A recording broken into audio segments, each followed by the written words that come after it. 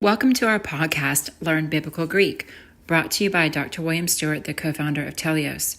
This captivating podcast teaches you biblical Greek through a verse-by-verse study of the book of Ephesians, interjecting Greek grammar, Greek word meanings, and vital theology concepts. Thanks for joining us on this exciting biblical journey.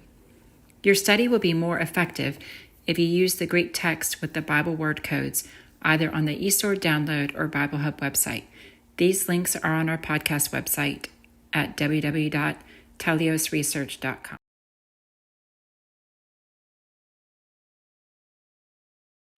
Hi, I'm William Stewart, co-founder of Telios. Welcome back to our podcast on learning biblical Greek.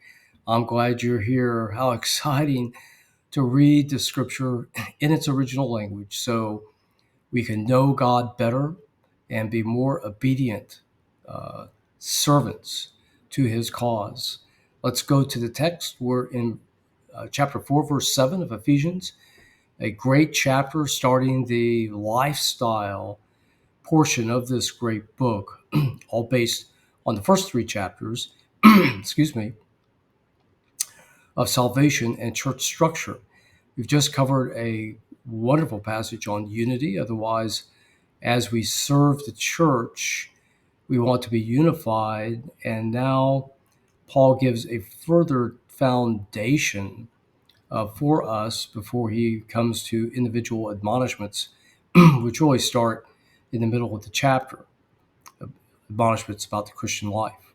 So let's go to the text, verse 7. Any. So again, we're back to number 1. And day, well, let me go back to 1 here. Any is in the dative.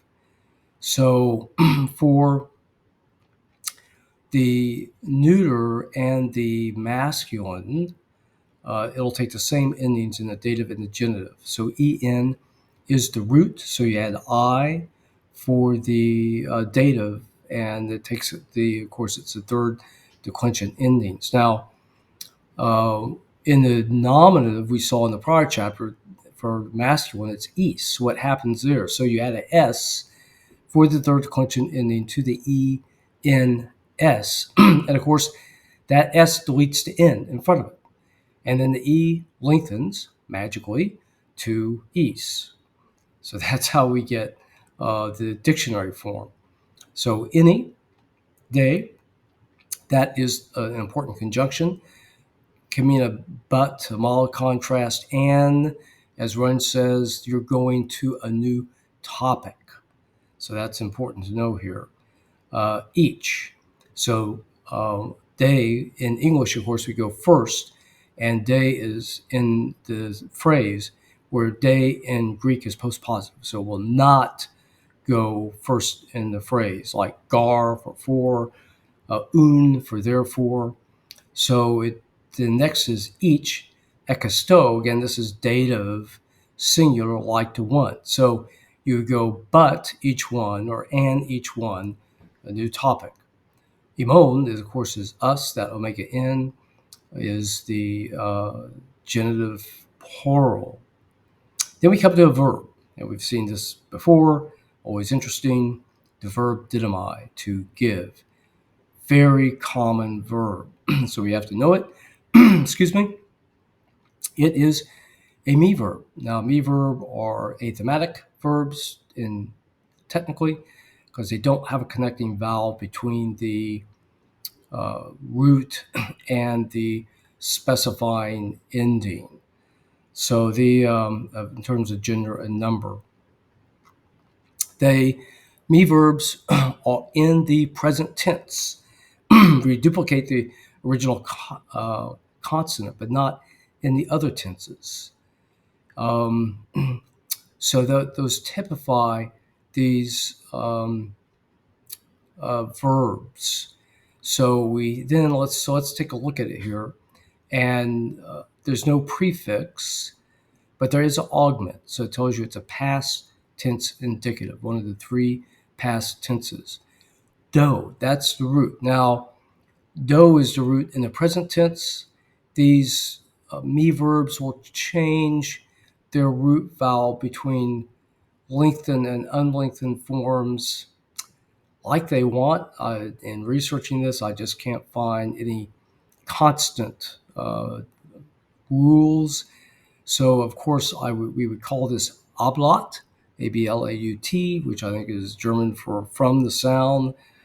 And from that, we just know it does what it wants. So it's a fancy way of saying, I don't know. So just be aware that that's what happens. We have the theta eta, of course, which is the passive third person singular ending. So edothi, given, was given. Maybe a better translation is gave.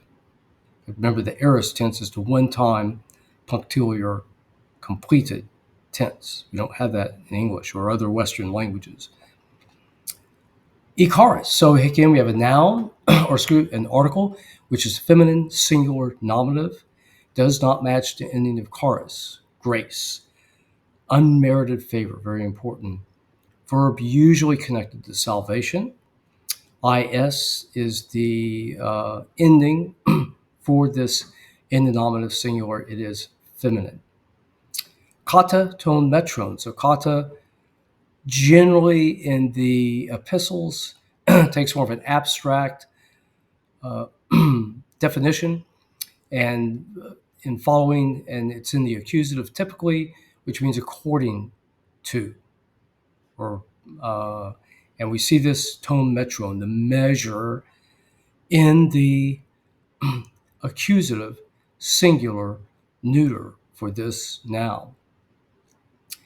Tis dorias. So we have now the article in front of a noun. So es, as you know, is the genitive singular feminine.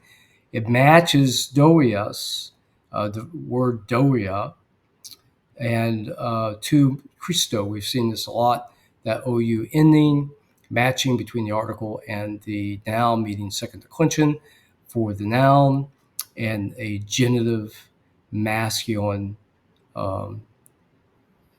single for the article, which gives the gender typically. It does give the gender. Now, what's the gift here? This is probably somewhat controversial. I take a minority view. The word for gift is can be doron, doma, doria, as here. Generally, is just a very general word for gift in secular Greek. However, in the epistles, it typically refers to salvation. And I think that go along with this would be charis, as consistent with salvation.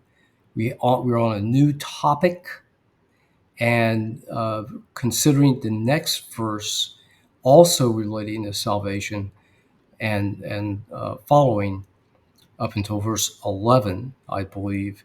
I think in context, we've started a new topic where Paul is discussing the basis of our Christian life. He's reminding us, again, it's based in our salvation by grace, a gift from God, and we are to be unified.